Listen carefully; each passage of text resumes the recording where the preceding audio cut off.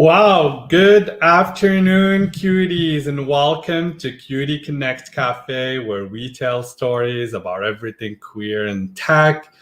I hope you didn't miss us too much from the last month. As you know, we had a big job fair, which I'll talk about in a minute. But for those who don't know me, I'm Lavelle, co-founder at QueerTech and your host.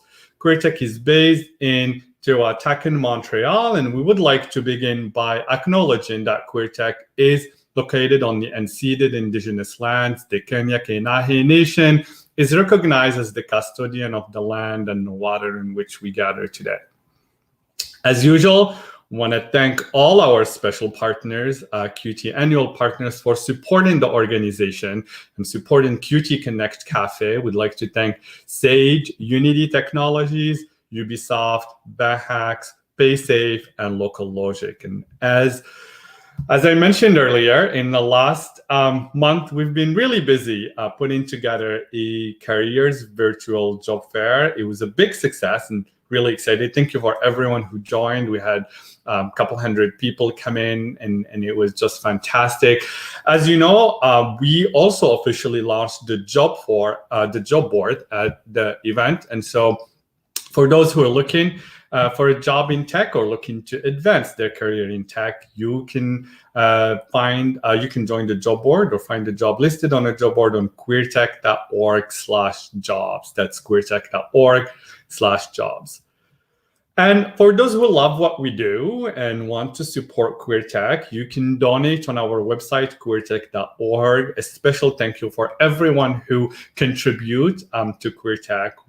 Your contribution, we're able to continue with our programming and also launch new programs. So, before we get started with our guest today, for those who have any questions or comments throughout the duration of this live stream, you can write your questions or comment on the comment box in the social media outlet you are watching us on.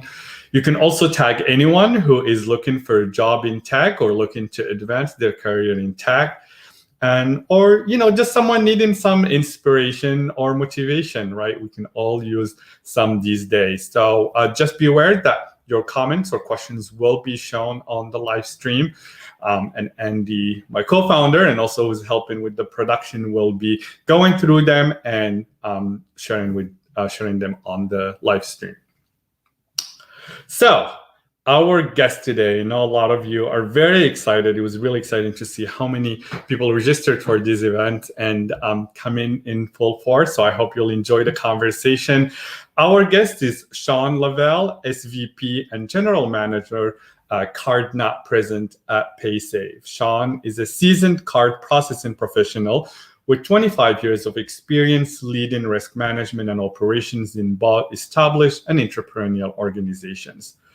Shaun moved from banking to card processing in the inception of WorldPay, where he started in business development, ultimately heading their global risk team. Shaun has also held position of Director of Risk at Euroconnex, now Elavon, VP Risk Operations, and Optimal Payment and COO at Cashflows. Shaun runs Paysafe Irvine office. It might be really nice in California, which we need to talk about the weather because I live in Canada and we do that. But until then, I would like to welcome Shaun Lavelle to the show. You may reveal yourself. Shaun, welcome to QT Connect Café. Thank you, now, Phil. Thank you for having me as well. It's great to be here. Very excited. And we have to talk about the weather because I'm from Canada and we always talk about the weather at every call. It's very cold in Montreal. It snowed a lot yesterday. Tell us more about Irvine, California. Make us jealous. You know what? I hate to disappoint you, but I've been stuck in the UK in lockdown since last March. But you're right. It is great, and I've got a condo not far from the office in Irvine that is very quickly gathering dust. I'm sure it's going to need a deep clean when I get back. I can't wait to get back, but I think I need the US to open their borders and the UK to open theirs before I can get there. So really looking forward to it. But it's not too bad in the UK today. It's nice and sunny, so spring has started. Spring, that's awesome. Yeah, we can't wait for all the borders to be open and start traveling again. That's wonderful. So thank you for answering for our invitation to come to the show. Before we kind of dive in, just want to open it to tell us a little bit about yourself. You got a rich professional experience that we want to hear about, and tell us about yourself and your pronouns. Okay, so my pronouns are he and him. I met my partner, Paul, in 1993, so we've been together quite a long period of time. Wow. We actually got married, though, in Toronto in 2008, because at the time in the UK, you could have civil partnerships, but not marriage. Obviously, that's changed now, but my partner was determined we're not going to become civil partners, we're going to be married, so we went to Toronto to do it. And we have a son, Callum, who's 14. We adopted him when he was 2.5. I kind of started off, as you said, in banking in the UK. I came out in the first job that I had, wow, which at the time wasn't too, it was nerve-wracking because the Conservatives and Margaret Thatcher were in power, and Section 28 was in full force as well. And I've really been out at work ever since.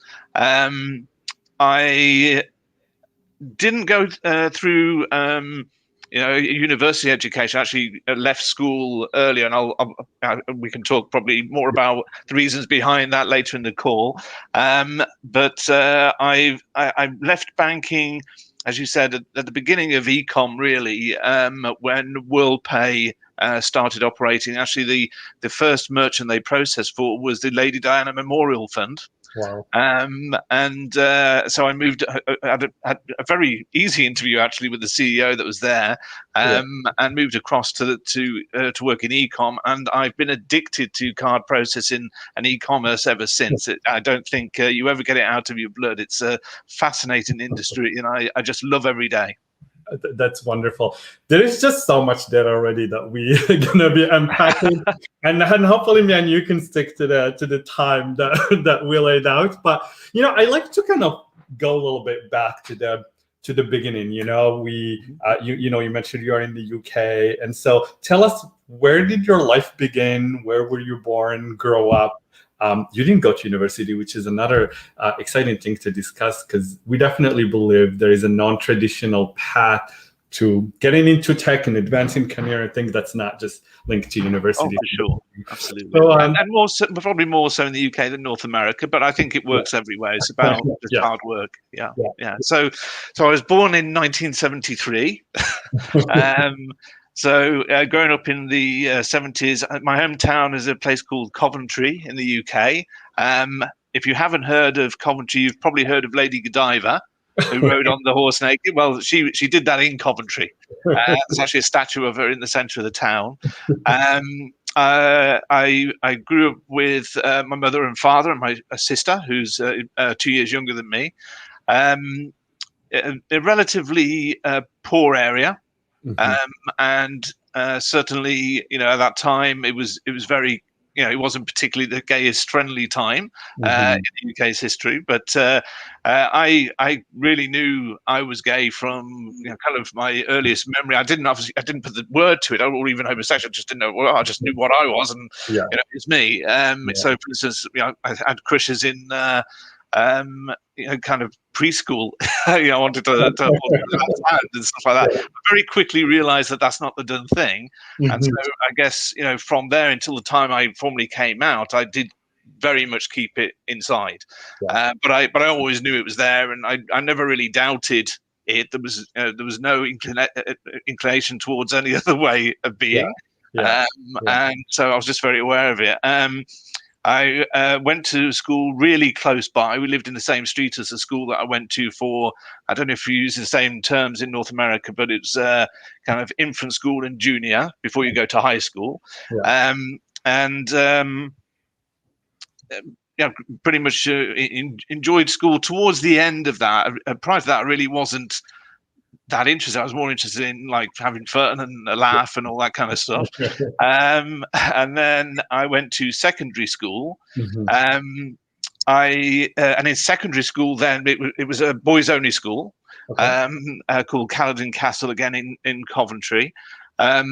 The boys only school there was very testosterone driven. You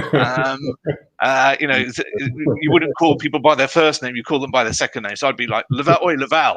It was that kind of a school. I guess the one thing I did feel quite difficult was when you have games, there's obviously the change rooms, and they are just like completely open. You don't have your own cubicle or anything like that. And I was always conscious of of making sure I didn't look anywhere I shouldn't look. And so it actually takes a lot of energy to concentrate on what not to do. And for that kind of took away, I guess, the fun of physical exercise at school. And so I kind of dove deep into more of the academic subjects, and I was pretty successful in school. I got good grades from the high school diploma. I think that would be graduating from high school in North America. And then I went into what we call sixth form, which is an alternative to college prior to going into university. But you stay within the school, but it's a higher education. And while I was there, I was in an IT class, and I heard the name Shaun called out at the beginning of the class when they read the register, and I've never met another Shaun in my entire life, so I just said yes. Simultaneously, someone behind me said yes at the same time, and I turned around just thinking, who do you think you are? And I've got to say, if I don't know if people believe in love at first sight, but it hit me like a freight train. I turned back around and I couldn't catch my breath. And so he actually came over to me later in the class and started talking, and we ended up spending lunch hours together, because he would do. He was a year older than me, and he was doing A-level in art, so he was always in the art building, and I'd go there for lunch and stuff like that. And I'm sure rumours, were kind of going around, and I didn't really care, frankly. But I for a long time, I never said that I was gay to him or that I liked him, and he didn't to me. But it was quite obvious the way we were, getting on, that there was a spark at least. And I remember actually, and I told you may have to stop me talking because I will talk forever.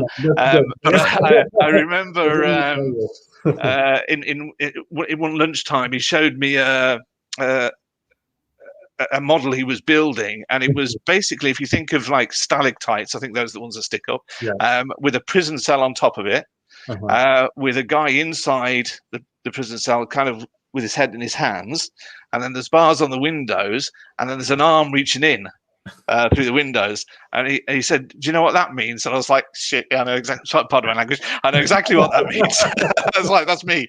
And I just, I was completely and utterly in love with him. And eventually, I sent a note to his home address, and I said, "Look, I need to tell you, I'm gay. I'm in love with you.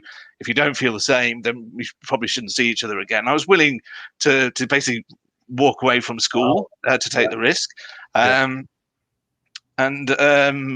He actually, I should go back a bit. Prior to that, I thought, if I'm going to come out to him, I need to come out to my parents. So I actually did the parent thing first, which I know that's not kind of the order it normally goes in. But I remember my mum was saying, "There's something on your mind."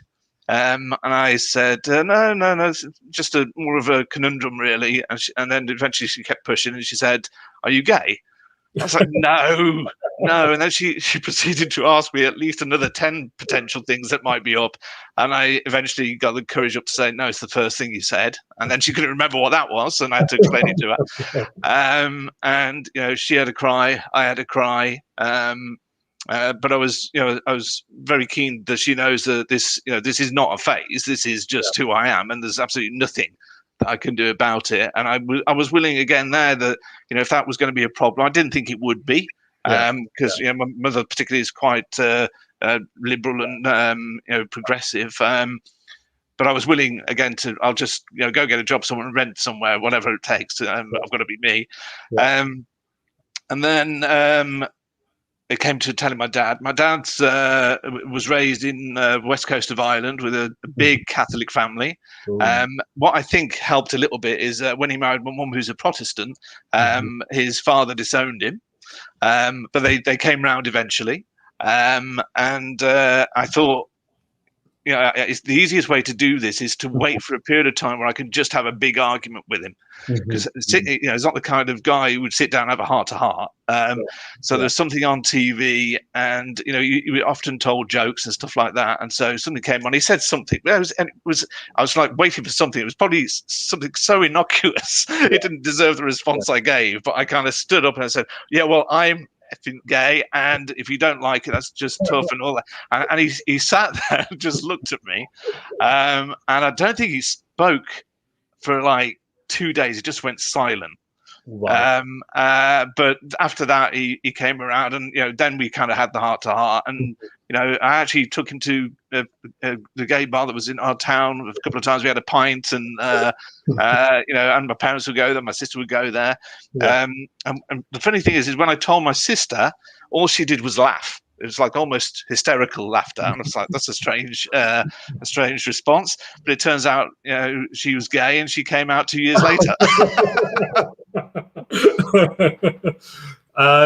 That's an amazing story. I wish I asked you for like pictures to share. Because, well, I'm happy to share them later. That'd be great. In the 80s and 90s, but that's wonderful. So, what happened with the boy? Now I want to know what happened with the boy. Oh, yes. So I sent the letter to him, and I was actually, I had a Saturday job at a local supermarket that was called Sainsbury's in the UK. I was working. He came round on a Saturday, and my mother told me later he knocked the door, and she'd said, "Did you get the letter?" And he was like, "Oh, yeah." I obviously didn't realise that she knew that I'd sent it, and I think that probably made him feel a bit uncomfortable. And he said, "I did. Yeah, it doesn't matter. It doesn't make any difference." And she said, "Are you gay?" Which is not the best approach, I don't think, at the time, but and he said, no. And then, of course, as soon as he said no, it became difficult. But he was still come round, and it was difficult. I have met up with him since, but I didn't want to make the first move in case what he said was true. Yeah. And of course, once he'd said he wasn't gay, I didn't know whether he was comfortable saying it or not. But I'm very certain that it was mutual, because at the end of term, we were playing pool in the common room in the sixth form. And he kind of leant over the table, not looking at me, and just said, "You can come around tonight for drinks if you like, shooting pool." And of course, the lads that were around the table was like, "Oh, Shaun's got a date," which probably also made him feel uncomfortable. And I did go around that night. I actually we had a couple of drinks, and he did kind of make a pass. It was a very very innocent kind of thing. It was like. Oh, let's do some press ups. And then he accidentally fell down next to me. It's like, oh my God. And all I could do out of the nervousness that I had was go to the toilet and puke. So it wasn't the most romantic time. Love this story. But then he walked me home, and we still saw each other, but it was just awkward. We weren't open enough with each other, I don't think. But you learn from this. But there's always a special place in my heart for him. But the next time I fell in love was with my partner Paul, and I'm very happy. I've had a good life with Paul, and adopting Callum's the best thing I ever did. Awesome. It really is. That's really great, and thank you for sharing that story. I love that. Problem. Started with that. So I want to talk about. So you said after high school you did 2 years in IT? No, it was so it was in sixth form, but I actually left the sixth form to send a letter. Okay. So I actually applied for a job in banking, because at this time, my career path was the last thing I was interested in. I was more interested in Shaun, and so I applied to a local bank called Midland Bank, which, because I'm old, doesn't exist anymore. It's now HSBC. They were bought out. And I was working there, and there was a girl that I worked with on the same desk, basically. It was like a very low level job I was doing, and everyone was trying to kind of get us to go out. She had a boyfriend, but I was getting the impression that she was kind of open to the possibility, and so we went to a pub for lunch, and that's something you can do in the UK. You can go to the pub at lunchtime. And I told her, and by the time I got back, everyone knew in the branch. And I remember one of the girls, the cashiers, said, "Oh, I heard. Don't worry, I'm still your friend." And my immediate reaction, I was going to say, "Well, I should hope so," because otherwise you weren't much of a friend. But I kept it to myself and just said, "Thanks, that's lovely." And really, everyone was fine. So how long you were in banking for? I was in banking for about 7 years. Okay. And I stayed with Midland Bank. I actually moved. Paul, my partner, suggested I apply for a job offshore in Jersey in the Channel Islands. Okay. Because they service kind of high net worth individuals, it's tax haven, all this kind of stuff. And so I went there for 2 years, and there was a good increase in pay. And then while I was there, I got a spam email, which was advertising. It wasn't the most catchy name. It was advertising SuperNet Internet Multi-Currency Payment System, which is a real mouthful. But it turns out that was actually the first name of WorldPay. And I replied to that, and I was actually the first employee at WorldPay globally. And of course, now it's huge. At that time, it was a little office based in Jersey in the Channel Islands, and there's me cold calling merchants on the phone. But it's now one of the largest acquirers of card payments in the world. That's amazing. Just taking this opportunity. Sometimes you never know where they will take you. Jumped in. And so, how long you were at WorldPay for, and what was after that? Again, I tend to have the 7-year itch, I think, because it was about 6 or 7 years I was at WorldPay, and they'd grown quite significantly. Actually, I moved back to the UK to run risk. So I started there, as you said earlier, in business development. And when I was in the UK, it was very clear that Royal Bank of Scotland was going to take over WorldPay, and what normally happens when you've got a bank taking over a small financial services company is everything just gets absorbed, and the culture's gone, everybody's kicked out and replaced with a bank person. So I thought I'm going to explore other opportunities, and I applied for a role with Euroconnex, which is actually based in Arklow in County Wicklow in Ireland, and they're now Elavon, and I I got the job. And it was managing risk again for them. I was there a couple of years, and I should say in all of these, I came out pretty early. I kind of learned from the first experience. It was just easier for me to come out than to try and hide who I was and just panic that someone will find out. I was there for about 2 years, and I actually, while I was there, I was managing a portfolio of customers who were in gambling payments. And one of those was, I'm trying to think what it's called now, but it was a precursor of Paysafe. So like really early days of Paysafe. So I got to meet, a number of the execs at Paysafe, Danny Chazinoff, Ben Dolphin, Doug Lewin, and the CEO at the time.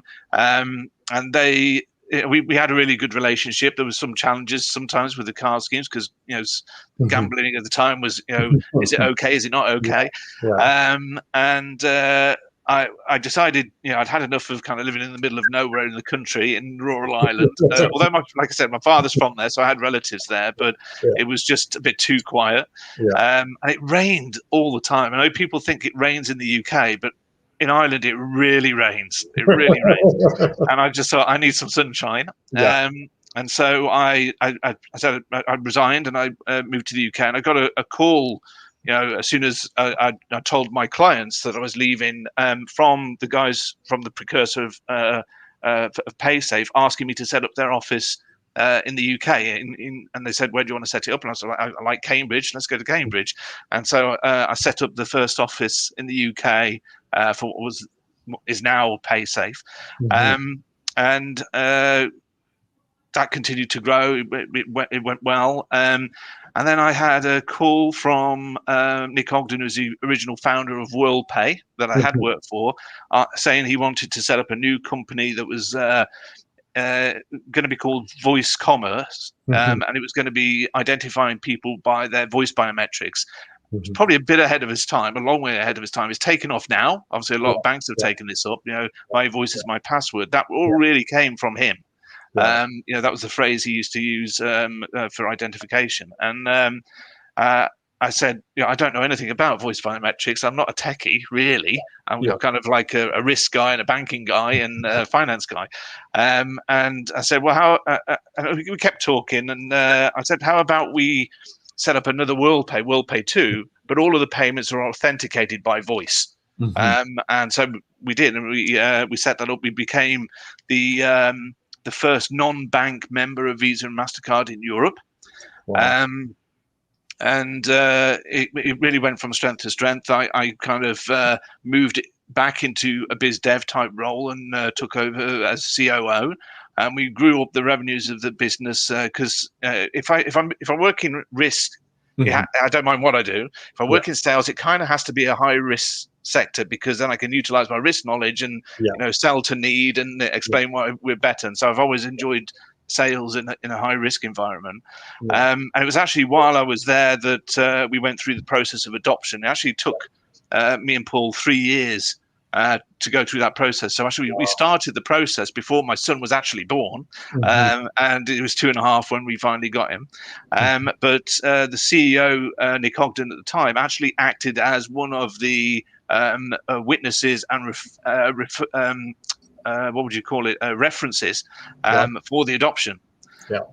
So that was great. So I think that goes to show that, I've been really lucky actually in all of my roles that the companies have been, very progressive and open, and didn't have any issue at all with the fact that I was gay. And actually, I felt a bit guilty because when Paul went to the hearing for the adoption, the final hearing, he had to go by himself because I'd gone to a conference that was in Las Vegas, and on the way back, the Icelandic volcano went off, and I got grounded in Philadelphia. So I was actually stuck in Philadelphia with a colleague, and his wife was having a baby, and she was having her first ultrasound. Paul's going through this adoption panel, and we just sat there in Philadelphia in the bar.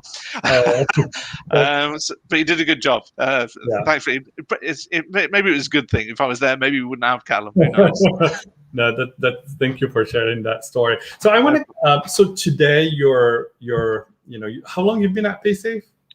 This time round, because I'm a bit of a boomerang, I spent the 7 years with them previously, and I came back, and this is now 4 years. 4 years. Yeah. And that's great. And so you're SVP and GM at Paysafe. This sounds a lot of work. It's a big title, isn't it? But it's for people who are not familiar with these roles, can you tell us a little bit, what does that entail on the day? Sure. So, and we've obviously we have gone public recently. That's now public, so I can say that. But as we've grown the company through acquisition, we've moved to a kind of shared services model. So when I started this role, it was really everybody in the Irvine office reporting into me directly. So it's probably 80 odd staff. Yeah. But as we've moved to shared services, finance has gone separately, and ops has gone separately, and so forth. So I now effectively run the business development side of the business with oversight of the whole office and responsibility for the bottom line. And we specialize in a number of things. It's all card not present, so e-commerce type payments or telephone-based payments. We have $1 billion a year going through in insurance payments, and we also have specialized acquiring sectors, which is where that kind of risk background comes in.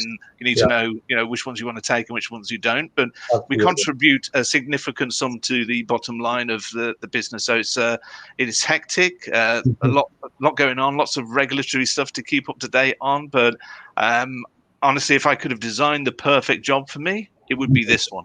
I absolutely love it. I love it even more when I'm in California in the sunshine. It's just a great place to work. I love it. The team there is fantastic. Yeah, and I met Paysafe.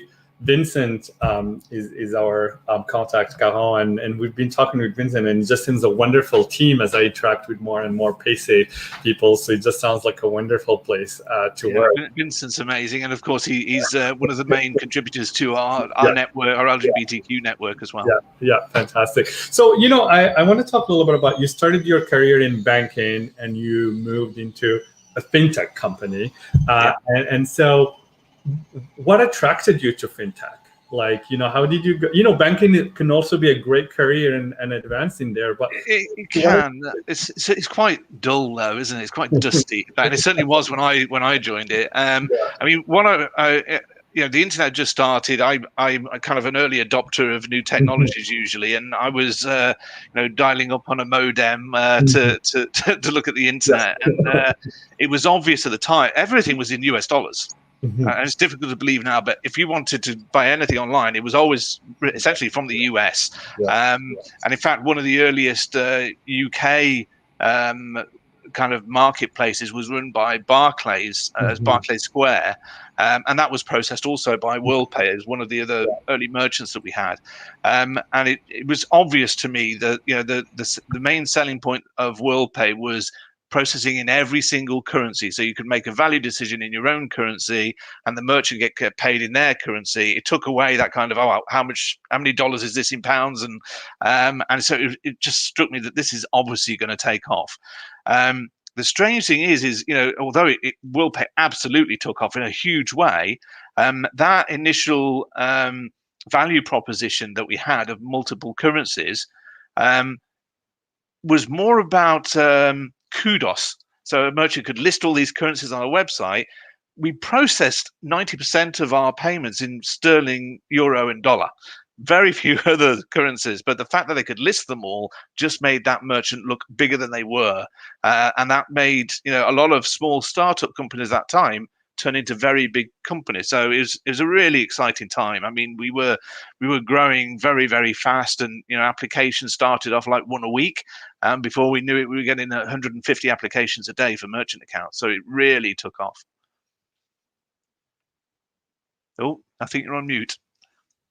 I am on mute. There's a recycling truck is passing by. It's a catchphrase of the COVID era, isn't it? Thank you. Yeah. So it's interesting because fintech is growing a lot, right? And people don't think about it, but it includes anything from all the new crypto and blockchain, and there's just so much that goes into it. And I think a lot of people probably thinking about getting into tech and getting their career in tech or advancing their career in tech. And what would you say some of the skills and competencies that someone should have in order to pursue a career at a fintech company? And I know that's broad. Maybe, you mentioned business development, which is something that you were doing. You did a little bit of operations. So maybe we can touch base. What are some of the skills and competencies you had to acquire to move to where you're at? So I wouldn't say necessarily I acquired. Well, I suppose I did acquire some skills. But maybe if I start off with the difference between fintech and banking, because that was massive. Like I said before, banking was very dusty. There was loads of rules. You followed all the rules. No one did anything in any other way than this way. And whilst it's great because you got to learn about, the financial and the banking system and the economy and how it all worked, there wasn't much room to be entrepreneurial. And when I've moved into WorldPay, especially as employee number one, there was none of that. We had to build all of it from scratch. We had to write credit policies, have processes and procedures, build systems, and it was absolutely chaotic. There was no organization there at all, and that's often the case in startups, even in fintech. So now you have to get licenses and stuff. So it's a bit better now than it used to be. That didn't exist at the time. But I think the main difference is that fintech is so entrepreneurial. It's willing to push the barriers, push the edges, be edgy. Our CEO at Paysafe often uses the term scrappy. And I think that's what you need to be a good fintech. As personally, I probably didn't have the direction of where I wanted to go. I just knew that I liked this idea of the multi-currency payments, and I started off in biz dev. I've always kind of married myself to my job. So it probably is a 7-year itch I get because it seems to be that long, I say. But it's just embrace it. Don't be afraid of trying new things, learning new things. I've learned something new every single day of my career. I've probably been a bit of a workaholic. I'm sure that helps. But it's because I didn't feel like I was working. I've always loved what I'm doing. If I fell out of love with my job, that's the time to move on. Because if you don't have that vigor and excitement about what you're doing, then it becomes painful, and that doesn't do you any good. It doesn't do your employer any good. You offer much more when you like what you're doing. Absolutely, and that's such a very important thing.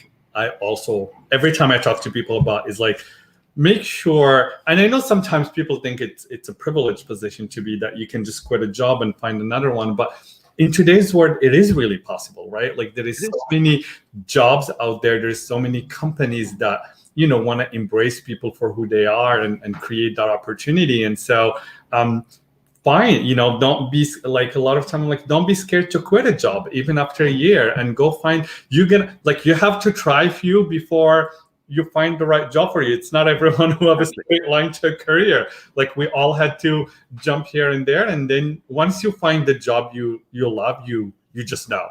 Right. Yeah. And then you've got a network though. You've got to make sure that everyone in the company knows who you are. The longer you're there, which is why, I think that if you move between jobs quickly, yes, you can get more pay, but you don't necessarily have this strong foundation of knowledge and understanding. And I think building that's important. Having people think, I'll go and ask Bob or Shaun or whoever the question because they'll know. That gets your reputation, makes your reputation strong, and then once you've networked inside the company and got that, start to network in the industry as well. And it takes time. I mean, you don't get this overnight. I'm no longer a chicken, as we used to say, but it's really rewarding. But I think if you're going to do sales or operations, or you want to get into a senior role, you've got to be able to get on with people and like people. Unless you want to be a programmer, in which case you probably are. You can sit at your desk, but being with people and liking people is very key. I've been really lucky that I haven't really seen anything, too homophobic in my career. There is one example I'll talk about in a second, but generally speaking, I think that's because I didn't realize it at the time, but I was probably making it more their problem than mine. Yeah. Because I'd already said I was gay, they had to deal with it. I didn't have to deal with the fact that I was gay and they didn't know. And there's been some instances where I've actually told people I'm gay several times over the course of the time I've known them, over like 10 years or so, and a few of them just forget. They just it's so unimportant. They forget and they say, "How's the family?" And then they'll say, "How's the wife?" So they'll remember I've got a kid and a partner, but they forget it's Paul rather than Paulette. I shouldn't say that because my boss is called Paulette. Didn't mean that, Paulette. But the one instance I did come across of homophobia was I was on a business trip, actually to Bulgaria. Which is probably is less gay friendly than the UK. And we were at a meal after the meeting, and somehow the subject came up. And I think it might be because we were talking about processing payments in the adult industry, and the PA of their CEO said, "Oh, I don't like gay men." She goes, "I don't mind lesbians, but I don't like gay men. It's disgusting." And so I just thought, here we go. So I said, "Well, that's a shame because I'm a gay man." And again, she kind of shut up after that. But it was shocking to me that she would just say that at a business meeting, not knowing who she's sitting next to. But that's really the only time I've experienced anything like it. Yeah, I think I haven't had that, honestly, and it's interesting because I think depend on the industries. I mean, banking back in the day was very conservative, right? Like just thinking about it, and it's coming around. And in tech, everyone thinks, I mean, it's a progressive industry, and we get more and more people. But one of the questions a lot of people ask, like, well, I'm not always worried about where I work, but how do I deal with telling vendors we work with and clients we work with, and so it sounds like you didn't have a problem just telling people. Was there any times where you hesitated, or was it just your nature to just tell people? No, for sure. I mean, and it gets tiring. You don't have to come out as straight every day.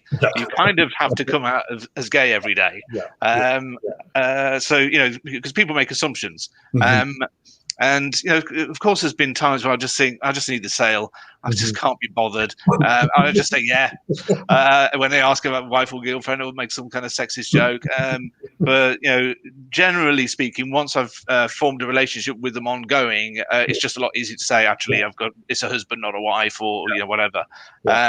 But what I do think has really helped, aside from the fact that just society has become a bit more educated, is that the opportunities that are opening up for women in payments and in fintech really helps. I mean, when you had testosterone-filled boardrooms where the first thing they talk about is hockey in Canada or football in the UK, and if that's something you're not interested in, of course, some gays are. That's okay. I wasn't. It just didn't feel like it was my crowd. And the more diverse a boardroom is, the more diverse a company is, the easier it has got over time. I'm absolutely certain that's the case, and long may it continue, because the more that companies and governments represent the wider community, the more successful they'll be. They'll attract better talent. They'll attract customers as well. If people know that they are not judgmental, it really helps. Yeah, absolutely. I mean, this is why, we talk a lot about diversity. It's because those perspectives are important, right? You want people from different backgrounds to bring in those perspectives and contribute to the conversation, that otherwise, if you have a homogeneous group, are not going to get into the same thing. So, I want to move to talk a little bit about Paysafe and your resource group. We have about 10 minutes to touch base on that. So, you're the chair of the LGBTQ2S+ resource group at Paysafe. I know it's fairly recent. Can you tell us, like, when did the group start, and what is it looking to achieve? Yeah, so I've always, like I said, worked for companies that it was never an issue that I was gay, but this is the first time I've worked in a company that was progressive and truly embraced diversity. We have multiple networks. So there's a women's network, Black network, families network, LGBTQ. We're looking at Asia, and I was when we started talking about it, was about a year and a half ago we founded this. I was very keen to make the point that I didn't want this to become kind of ghettoization. It's like, it's great that you recognize we're here, but if the only people we end up talking to are people in our communities, and that's not helpful at all. And I'm really proud to say that we've had a lot of kind of cross-pollination across those networks. So, for instance, we're planning an event for the Families Network about LGBTQ kids, and we presented at the Black at Paysafe.com. And the lady who presented, actually a really good presentation, was a Black lesbian woman. And I've invited in an ex-colleague who's transitioned as well, so transsexual female, and there is a lot of crossover. The team themselves are great, and the good thing is when we launched it, we launched it just in time for Pride last year, and also planning a big event for Pride this year.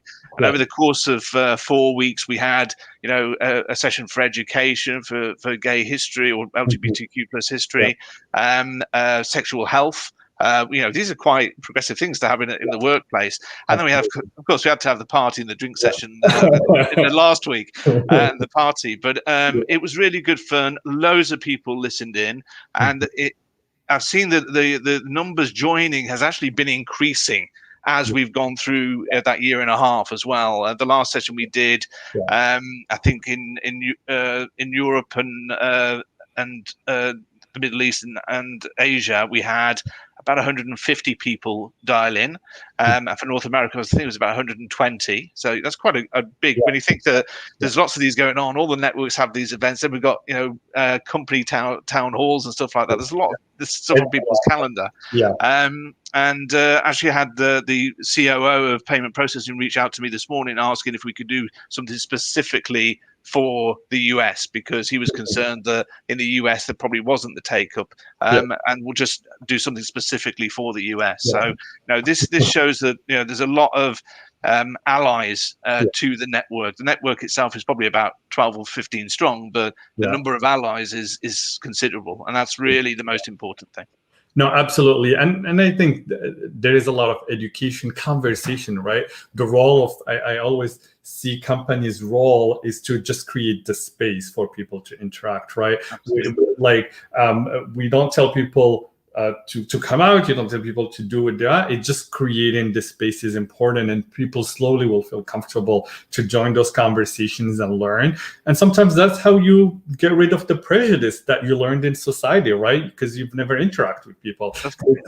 We've all got inbuilt prejudices. It's just human, and I think it's important to question yourself before you think or act, and never to judge people by the book by the cover kind of thing. There's something else I was going to say, and it's gone from me. So I'll let you ask a question. I'm sure it'll come back. That's great. So I want to talk a little bit. You mentioned you have some activities you're doing for Pride, but how do you envision this resource group kind of grow within Paysafe, and what are some of the things that you want to achieve in it? So I think the good thing is all of these comms don't just come from this network. They're global comms. So they come from internal communications, and everybody gets to see them. I remember what the other thing was now. We did create an area which hasn't been used significantly so far, but it was a safe space at paysafe.com. And it was, if people didn't feel comfortable yet, maybe they weren't out, or they wanted to ask a question and they felt a bit awkward about it, they didn't want lots of people listening in, that they could just email the network and ask a question, and there's no silly questions. In my view, you can sometimes get a bit et up about the phrases people use in different ages and different cultures. That not everyone can be the perfect PC person. There's no silly questions. Questions are good. Because questions means that you're talking to people and you're opening up. So if someone says who's the man and who's the woman, that's just coming from a position potentially of ignorance, and then you can have that conversation with them. But the most important thing is they feel able to open up and ask those questions. That's where you see progress. Yeah, absolutely. So final question: what are some of the a leader that as you were growing up was someone that you've looked up to, or people that you look up to that you find are great inspiration for you? Oh, wow, that's a great question. So I would say Nick Ogden, who was the founder of WorldPay, because he would just come up with ideas out of the blue, and they usually, if they weren't ahead of their time, then they were successful in their time, which is a real talent. Our COO at Paysafe, Danny Chazanoff, is probably the nicest person I have ever worked with. I've got a huge amount of respect for him. He not only understands the big picture, but he understands the minutiae of the business as well. I'm sure, he's a workaholic as well, by the way. But he's always got this massive energy, and it's infectious. He's such a nice person. So, to me, success is not really what I look up to. I like inspirational people, inspirational leaders. I don't really care how much money they've got, so that's really never made much difference. I'm not that material, but those are the two people in my career that I really look up to. And then it shows my age a bit. Although I was still a baby when he died, I've looked up to Elvis Presley just because I think it's cool. Absolutely. No, but I love, sometimes we spend a lot of time looking up for like celebrities and stuff, and we forget the people around us, right? Like people we work with can be a great source of inspiration, and so that's really great. Well, I must add one more very quickly, and it's my grandfather, because he was an ex-miner from Wales, so kind of true kind of socialist in the UK. And when I was growing up, he was very keen to make sure that I didn't judge people from appearance or anything, and treated everybody equal. And oftentimes when I'd go around to see him and my grandmother, we'd go around to his neighbor, which was a Sikh family, and he would always say, "Always remember, everybody is the same inside." And that really colored my view of the world very early on. So I should say he's my biggest hero. Oh, that's really nice. Well, on that note, thank you so much, Shaun, for joining us today. And thank you for sharing your story with us.